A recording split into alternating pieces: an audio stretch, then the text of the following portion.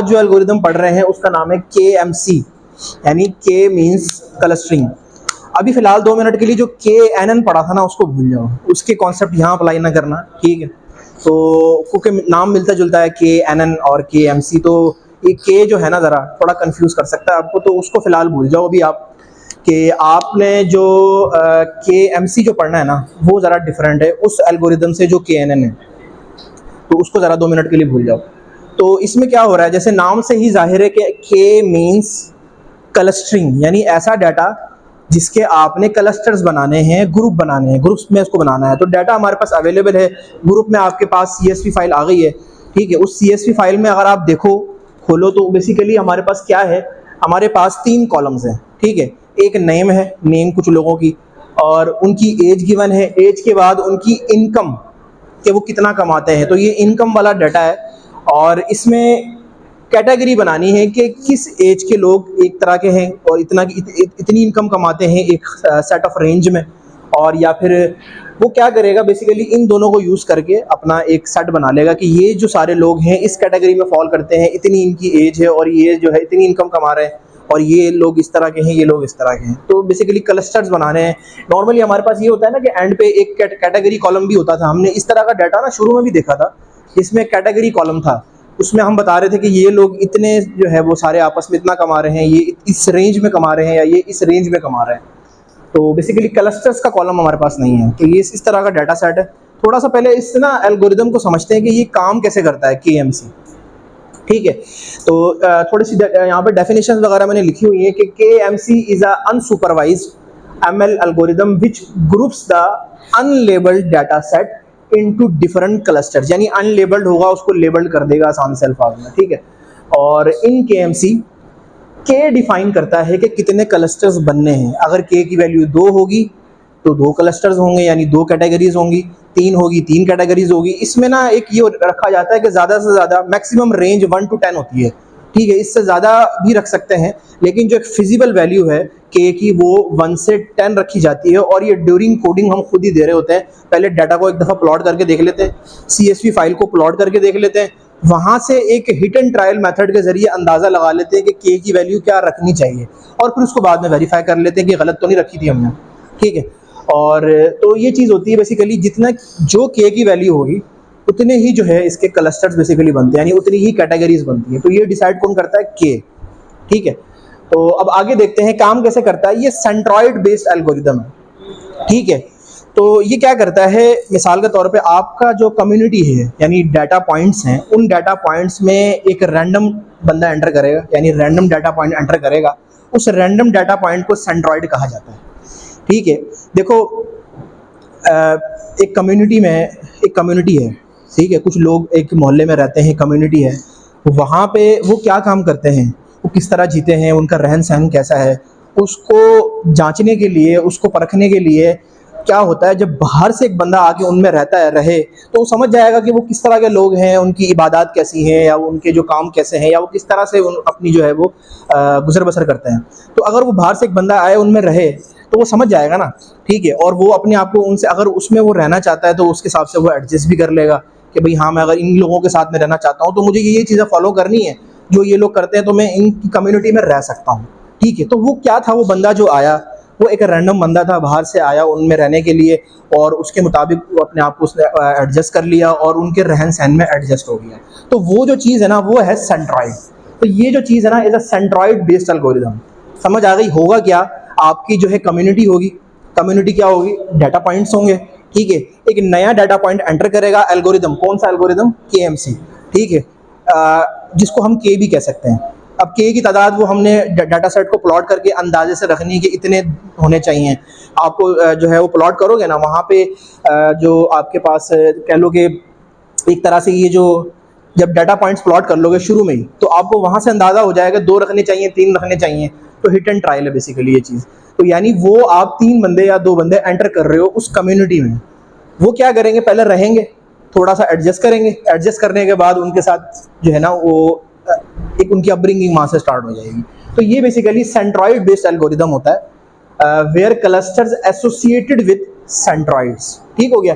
अच्छा, main M क्या है, मेन एम KMC का ये है, is to minimise the sum of distances between data points and their corresponding clusters. इस बात का क्या मतलब है, जितना उस बंदे का ताल्लुक उस कम्युनिटी से कम होगा, ठीक है, यानी वो दूर हो जाएगा, तो उतना वो उस कम्युनिटी में एडजस्ट नहीं हो सकता। जितना वो उनके करीब रहेगा एडजस्ट हो जाएगा उन लोगों के साथ। तो वो डिस्टेंस उसने अगर ज़्यादा कर लिया तो वो उस कम्युनिटी के साथ एडजस्ट नहीं होगा। अगर वो डिस्टेंस उसने कम कर लिया तो वो उस कम्युनिटी के साथ, उस क्लस्टर्स की कम्युनिटी के साथ एडजस्ट हो जाएगा।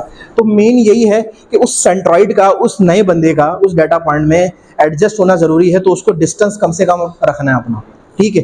तो बेसिकली यही उसका एम है हमारे KMC का भी। तो ये दो मिसालें मैंने आपस में समझाई हैं ताकि ये बात समझ आ जाए। समझ आइए आपको? अच्छा, अब थोड़ा सा स्टार्ट करते हैं मज़ीद इसकी डिटेलिंग वर्किंग से। मान लो मेरे पास एक डाटा सेट है, ठीक है, मैंने उसको जस्ट उसका स्कैटर प्लॉट कर दिया, कुछ भी नहीं किया स्टार्टिंग में, ठीक है। मेरे पास कुछ इस तरह का स्कैटर प्लॉट आया है, ठीक है। अब मैं पूछता हूँ एक बंदे से, साथ से पूछता हूँ कि आप बताओ कि आपको क्या लग रहा है कि इसमें K की वैल्यू क्या होनी चाहिए। तो साथ कहता है सर ये देखे ना, एक ये क्लस्टर बन जाएगा, एक ये क्लस्टर बन जाएगा, एक ये बन सकता है और ये 4, ठीक है। मैं पूछता हूँ अहमद से, कहता है नहीं सर जी, सर 2 बनेंगे सर, एक ये बनेगा एक ये बनेगा, ठीक है। अली कहता है नहीं सर, एक ये अलग बनेगा, ये अलग बनेंगे, ये 3 अलग बनेंगे, ये 2 अलग बनेंगे, ये सारे अलग बनेंगे, कोई 4-5 बना देगा ये, ठीक है। हर किसी की अपनी राय होगी ना ऑब्वियसली। तो मैं कहता हूँ कि अच्छा KMC को लेके आते हैं, वो डिसाइड करेगा। KMC क्या करता है, पहले 2 रैंडम डाटा पॉइंट्स उसके अंदर एंटर करेगा। पहले हम स्टार्टिंग लेंगे K की वैल्यू 2 से, 1 तो ऑब्वियसली नहीं होगी क्योंकि डाटा सेट थोड़ा सा बड़ा है।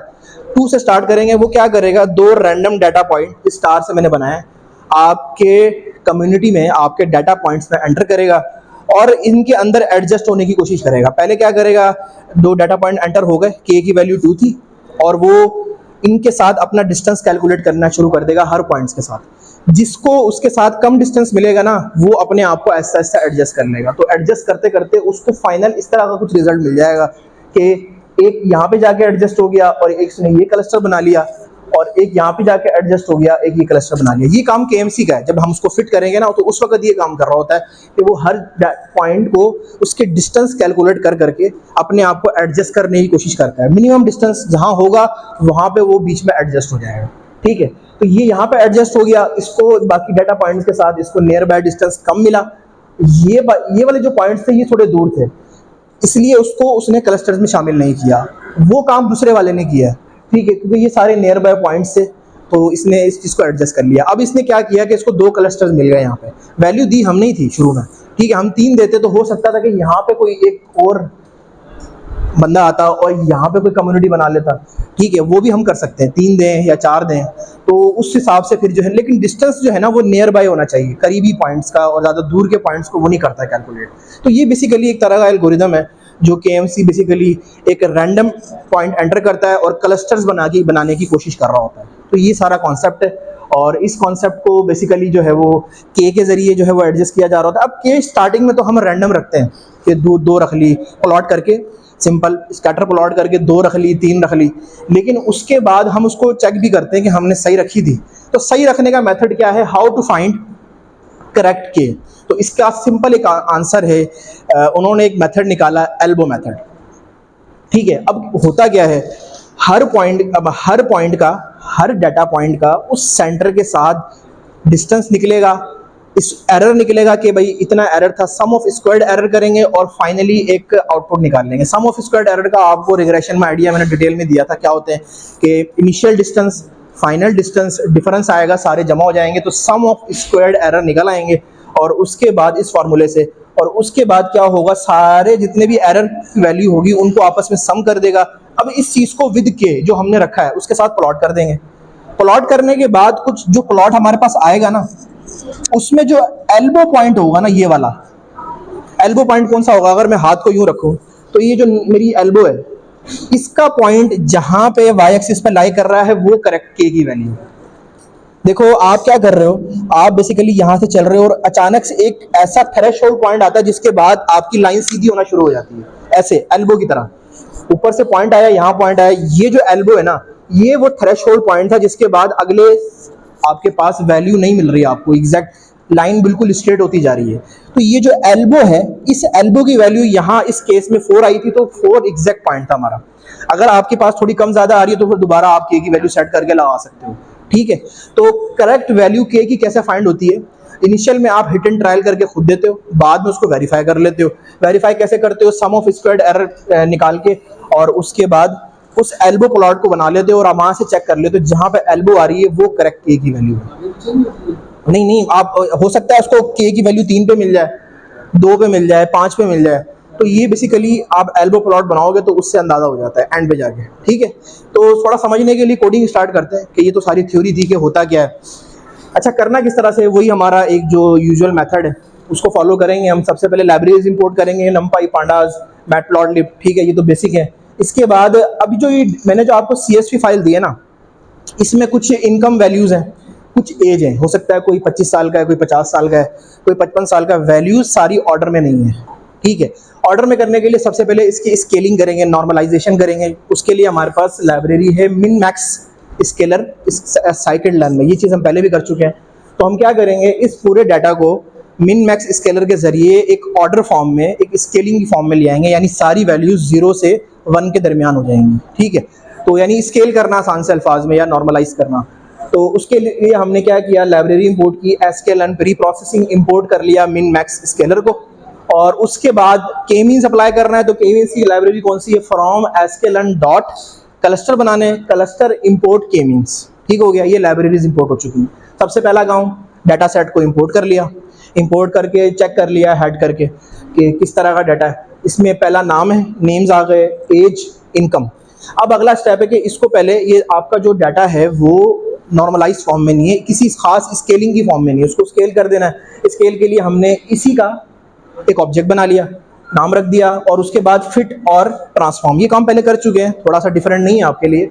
फिट किया इनकम को और उसको ट्रांसफॉर्म कर दिया दोबारा इनकम में। तो वो क्या करेगा, आगे अपडेट कर देगा उसी कॉलम को डाटा फ्रेम में। सेम काम हमने एज के साथ करना है। एज को फिट किया और उसी को दोबारा ट्रांसफॉर्म कर दिया और आगे दोबारा एज के कॉलम को रिप्लेस कर दिया, ठीक है।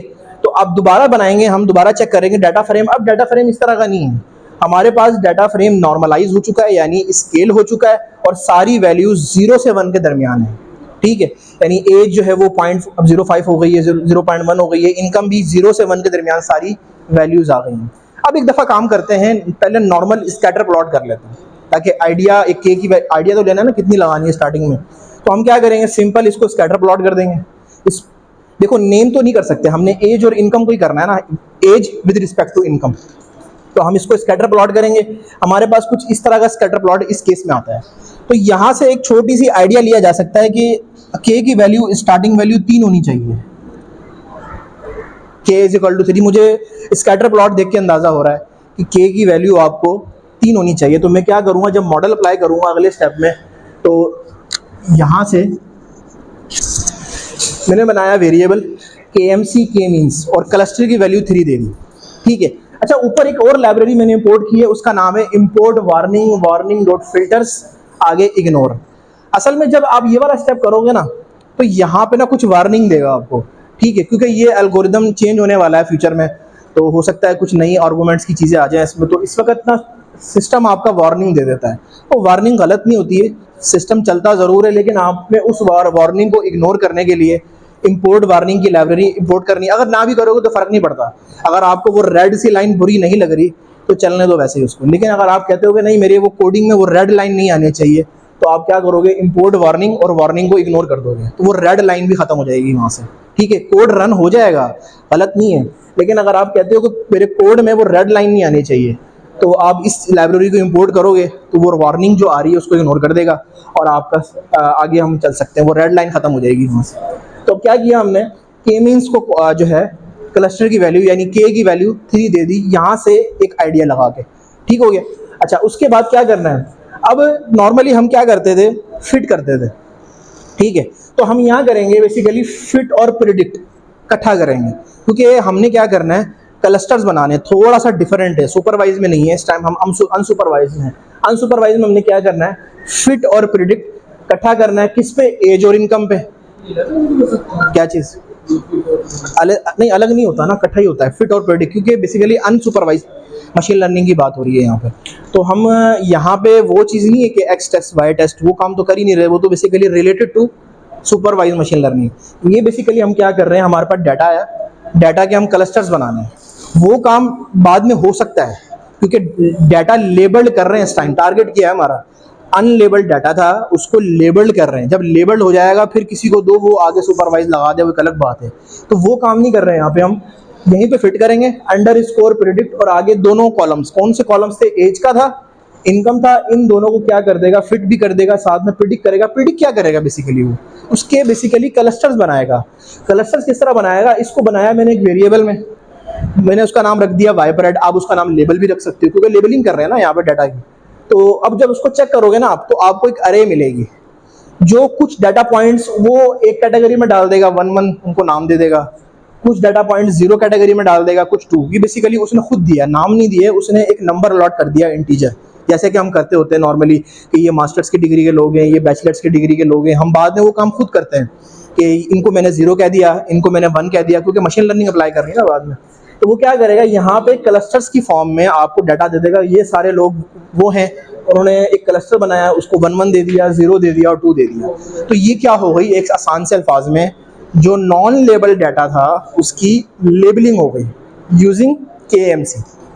अच्छा, अब क्या करना है, अब सिंपल है कि यहीं से ही, इसी पॉइंट से ही हम क्या करेंगे, ये जो रैंडम डाटा उसने एंटर किया ना, बेसिकली इसने कैसे फाइंड किए, ये एंटर किए फिट प्रिडिक्ट के टाइम पे उसने रैंडम डाटा पॉइंट एंटर किए, उन डाटा पॉइंट्स की क्या कोऑर्डिनेट्स है वो भी हम फाइंड कर सकते हैं। यहाँ से हम क्या करेंगे, KMC लिखेंगे डॉट क्लस्टर सेंटर्स, एक छोटी सी कमांड लिखेंगे। हमारे पास 3 वैल्यू थी तो तीनों के पॉइंट्स हमारे सामने आ जाएंगे, ठीक है। तो तीनों के जो पॉइंट्स थे वो हमारे सामने आ गए कि वो इस टाइम कहाँ हैं, उस डाटा सेट में किस जगह पे हैं। आगे प्लॉट करेंगे तो अंदाजा भी हो जाएगा, ठीक है। अब अगला स्टेप क्या है, अगला स्टेप ये है कि ये सारी जो अरे है, इस अरे को मेन डाटा फ्रेम में डालना है। यही था, होता था ना हमारा कि हमारे पास 3 कॉलम थे और आखिरी कॉलम कौन सा आ गया, कैटेगरी का आ गया, ठीक है। अब ये आपके पास क्लस्टर्स बन गए। अब इस चीज़ को प्लॉट करके दोबारा देख लो, वो आपका ऑप्शनल स्टेप होता है कि दोबारा से एक दफ़ा प्लॉट करना है। तो आप क्या करोगे, 0 वालों का अलग एक डाटा फ्रेम बना लोगे, 1 का अलग बना लोगे और 2 का अलग बना लोगे, और उसके बाद सिंपल ये काम मैंने यहाँ नहीं किया, ये आपका अपना काम है। करना क्या है, दोबारा ये चीज़ बनानी है, ये चीज़ बना के ये जो क्लस्टर्स निकाले हैं उनको भी उसके अंदर प्लॉट करना है, ठीक है। और प्लॉट करने के लिए जो है वो सिंपल आप मैटप्लॉटलिब स्कैटर प्लॉट की कमांड यूज़ करोगे और उसके बाद एक इस तरह का ही प्लॉट आ जाएगा। बस फ़र्क क्या होगा, उसके अंदर वो 3 सेंट्रॉइड भी होंगे बीच में कहीं, ये जो निकाले हमने। तो ये वैल्यूज़ आप स्कैटर में लिखोगे तो आपके पास एक प्लॉट आ जाएगा। ये सेल्फ टास्क है, इसका सोल्यूशन मौजूद है, मैंने PDF जो दी है तो वहाँ से आइडिया हो सकता है। सेम ही है जैसे ये किया है ना हमने, वैसे ही वो करना है। बस फ़र्क सिर्फ ये है कि ये 3 सेंट्रॉइड भी आने चाहिए बीच में, जो हमने यहाँ निकाले हैं, मतलब उसके कोऑर्डिनेट्स तो आ गए ना हमारे पास। तो ये चीज़ है। अब क्या करना है, अब आखिरी में वेरिफिकेशन के लिए सिस्टम का एल्बो प्लॉट तैयार कर लेते हैं। यानी हमने जो K की वैल्यू 3 रखी थी, क्या सही थी क्या गलत थी, तो एल्बो प्लॉट बना लेते हैं। एल्बो प्लॉट के लिए क्या करेंगे, एक सबसे पहले एल्बो प्लॉट पर समझ आया, सम ऑफ स्क्वायर्ड एरर होता है, ठीक है। तो उसके लिए हमने एक एम्प्टी लिस्ट बनाई, ठीक है। एम्प्टी लिस्ट बनाने के बाद K रेंज बता दी कि हमने जो रेंज रखनी है एक्स एक्सिस पे वो 1 से 10 है, नॉर्मली होती भी 1 से 10 ही है, ठीक है। और फॉर लूप लगा दिया, for loop for K in K range, यानी KMC में जो क्लस्टर से K की वैल्यू और उसमें जो फिट किया था हमने एज को और इनकम को, और उसको क्या कर दे 1 बाय 1 अपेंड कर दे इसमें सम ऑफ स्क्वायर्ड एरर में। तो ये लिस्ट भर जाएगी आपकी। लिस्ट जब एंटर हो जाएगी तो बेसिकली क्या है, आप एक चीज़ देखो, सम ऑफ स्क्वायर्ड एरर किस तरह निकाल रहा है, वो डिस्टेंस को एडजस्ट कर करके अपनी पोजीशन सेट करता है। ये 2 जो क्लस्टर्स हमने एंटर किए ना, एडजस्ट कैसे करता है, डिस्टेंस को एडजस्ट कर करके, किसके साथ, डाटा पॉइंट्स के साथ अपने डिस्टेंस को एडजस्ट करके अपने आप को कम्युनिटी में ऐड कर लेता है। तो वो डिस्टेंस बेसिकली 12वीं क्लास की मैथ में आपने Newton second law of motion में इनर्शिया पढ़ा था, तो ठीक है। तो वो इनर्शिया बेसिकली क्या होगा, यहाँ पे हम KMC की वैल्यू देंगे जो हमने यहाँ वो बनाया वेरिएबल, आगे कॉमा रख देंगे, सॉरी डॉट रख देंगे इनर्शिया को, क्योंकि डिस्टेंस का कॉन्सेप्ट आ गया ना यहाँ पे। तो इनर्शिया की मदद से वो SSC निकाल लेगा और उसको आगे प्लॉट कर देंगे सिंपल।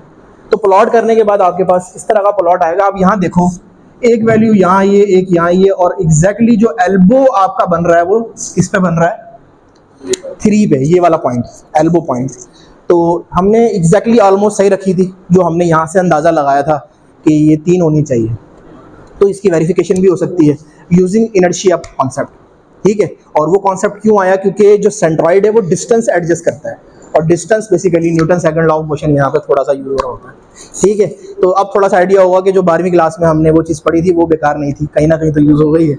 तो ये चीज़ है, इसको प्रैक्टिस करो, और ये छोटा सा सेल्फ टास्क है, ये भी करो। पीडीएफ में दे चुका हूँ, उसमें मजीद इन्फॉर्मेशन भी लिखता हूँ एक्स्ट्रा में, उसको भी रीड कर लेना एक दफ़ा। तो कल हम जो है इसका सेकंड एल्गोरिदम है HC, हिरारिकल क्लस्टरिंग, वो पढ़ेंगे, ठीक है।